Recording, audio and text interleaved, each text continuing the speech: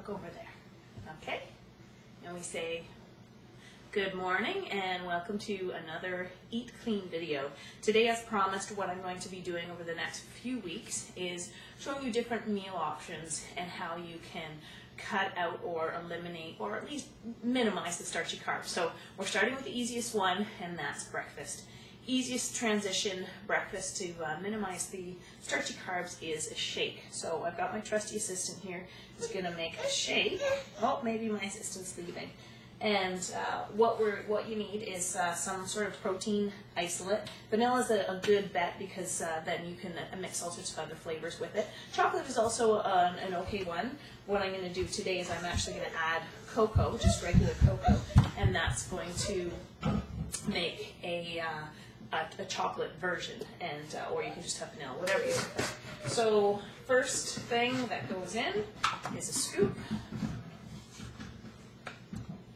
of the protein powder. So what I'm going to be doing here is making one serving. Or would you like to get that one? Good. So like I said, the first thing you do is you add your protein powder isolate. You want to stay away from, if you're making your own shake, you want to stay away from the protein powders that have added carbs, because you probably will want to be adding your carbs in the form of maybe some fruit and definitely some greens. And if you take a look and your protein powder has more than about 3 to 4 grams of carbohydrates, that means that it's not an isolate. So double check for that. So then the next thing that you're going to add is your choice of berries. Now, how much berries you add really depends on A, the taste that you're aiming to achieve, and B, how active you are. So if you think about carb-dense foods, berries and fruits would be a more carb-dense food. So if you're a pretty active person, you need to fuel yourself, I would go with a larger serving of berries. In my case, I am pretty active, both with exercise and running around calling Jacob. So I'm going to go with a full 2 cups of berries here. So I'm choosing strawberries, which are a little less carb-dense, and I like strawberries. You could also go with mixed berries. If you were to have a full 2 cups of mixed berries, again, that's going to be a little bit even more carb-dense than strawberries. So you kind of play around with what your energy requirements are and what your taste requirements are. Another favorite that people like to add would be bananas. Again, that's definitely more carb-dense. So maybe what you might do is you might add, for another variety, half a cup of berries, half a cup of mixed berries, and maybe half a banana. So we've got our berries, we've got our protein powder, then always greens. Now, try to make this as real as possible. Having a child here, we just got back from vacation, so my fridge is a little bit lacking. You can hold those bananas. And I don't think arugula, that's the only kind of mixed greens, fresh greens I had in my fridge, would work so well. But I did have a little block of spinach, some frozen spinach. So what I'm actually going to do is I'm going to add some of this, and I tried this out yesterday to make sure it would taste okay, and it was okay to put on camera, and yes, it does taste okay. And so then I'm going to add some greens. So in this case, I'm going with probably about 1/4 of the block in here. Yeah, okay, I'm going to show these people what I do with these bananas after. So that's that part. Then I'm going to add a little bit of cocoa. For my taste, what I like is about a teaspoon of cocoa. Teaspoon of cocoa. That goes in. Jake likes to add, but for the camera, we don't want to get that messy all over. It already looks pretty messy here. And then, if you want, what I do, because I do like a little bit sweeter flavor, I add stevia. So I'm going to add 3 tiny little teaspoons of stevia to this. 1, 2, 3. Okay, and then, of course, you need to add your choice of healthy fat. So I'm going to add peanut butter. You can add almond butter, you can add cashew butter, sunflower seed butter, and pretty much any kind of butter that you want. You can have a little bit here.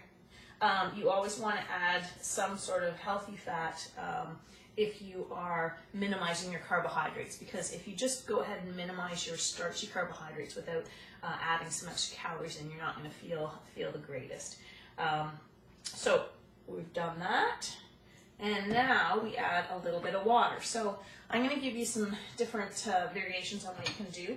Depending on how thick you like your shake, You add any type of either warm, cool, hot, or cold water, and you just kind of experiment with what works best. I have found that with this mixture, if I do about half a cup of boiling water that I use for my tea, and then half a cup of tap water, that just seems to be about the right consistency. But you kind of play around with it and see what consistency you like. So then we add the water in, and now we do the fun part. So depending on your blender, you have to blend this for a certain amount of time, how strong your blender is, and you just go with the consistency that you like. Okay, Jake, you can go ahead and press the button. Go ahead.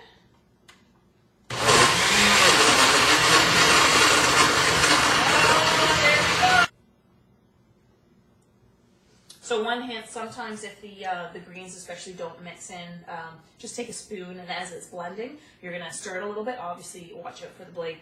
Now you'll probably notice as well that I had some really ripe bananas out.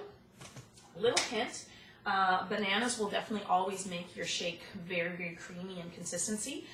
If you have bananas that look like this, what I always recommend, they're really, really nice in a shake. You can have one. They're really nice in a shake if you peel them and then freeze them. So whenever I get bananas like this, your option would be to make banana bread or to use them in a shake. You don't have to throw these bananas out. So you just peel them, put that in the compost. I usually half them, so you have the option then of having half a banana or a full banana in a shake. And then you've got all sorts of nice frozen bananas ready to go that make your shake really nice and consistent. You want one? You want to eat one? Yeah. Or you can have your son eat one. And that's it. So again, keeping it real.